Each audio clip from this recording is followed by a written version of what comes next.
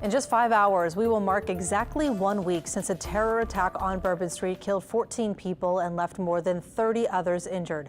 Some families say the lack of security in the French Quarter, as thousands came out to celebrate the new year, left the city wide open.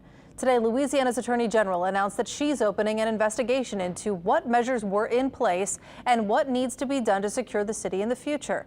She hopes to have a preliminary report for lawmakers to consider during their regular legislative session in April.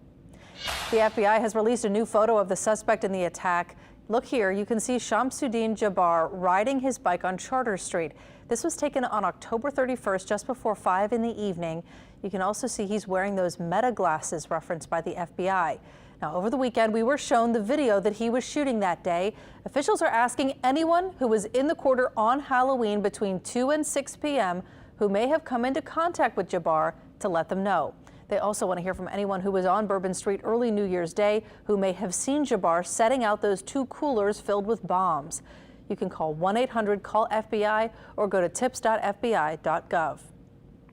In the wake of the Bourbon Street attack, New Orleans Police Superintendent Ann Kirkpatrick says she has no plans to give in to calls for her resignation from national media. Her fellow officers and religious leaders in New Orleans say they have her back. In a story you'll see only on WWL Louisiana. I believe I am the right person for this time. New Orleans top cop says outside pressure won't push her out. The voices would like to discourage me by calling for me to resign.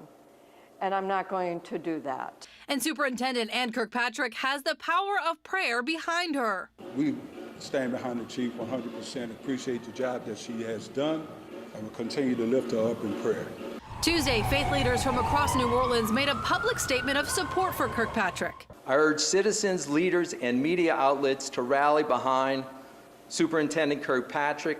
Let us not allow her remarkable accomplishments to be overshadowed by unwarranted criticism. As a citizen who loves this city, I stand in full support of her leadership and vision for a safer and more united New Orleans. It's all in response to comments made on social media and on Fox News. This is a woman who needs to be fired. I'm sorry. People died because of her ineptitude, and in addition to that, she's arrogant about it. This is when you say this is on me, and you resign, because people's lives are changed. For 14 people aren't coming home. Far from the French Quarter, and a far different tone than that of local leaders. Both the Police Association of New Orleans and the Fraternal Order of Police are standing by Kirkpatrick. Pano said in a statement it won't draw conclusions until all the details are known, writing, quote, Pano must caution against the knee-jerk reactions of some who are immediately calling for the resignation or termination of Superintendent Ann Kirkpatrick. And FOP wrote they are proud of their superintendent and her leadership. Quote, there are some in the national media who call for her removal for her response to the Bourbon Street attack. Their voices are outweighed by the support she receives here in New Orleans and by the men and women of the New Orleans Police Department. In New Orleans, Devin Bartolotta, WWL Louisiana. And each day over the next 2 weeks has been dedicated to the memory of one of the 14 people killed in the attack. During this period of mourning, Governor Landry has ordered that flags be flown at half-staff. Yesterday was in honor of Kareem Badawi, who was laid to rest on Friday. Today we remembered Martin Tiger Besh. The 27-year-old's funeral was held yesterday in his hometown of Lafayette. Besh was a star athlete at St. Thomas More High School and Princeton. His brother, Jack, called Tiger his best friend and role model and remembered the holiday they just spent together. He called me before we both came home and he said, this Christmas, me and you, we're going to do everything together. Doesn't matter what it is. Tomorrow will be dedicated to Drew Dauphin. Daily memorials will continue through January 23rd until each victim is honored.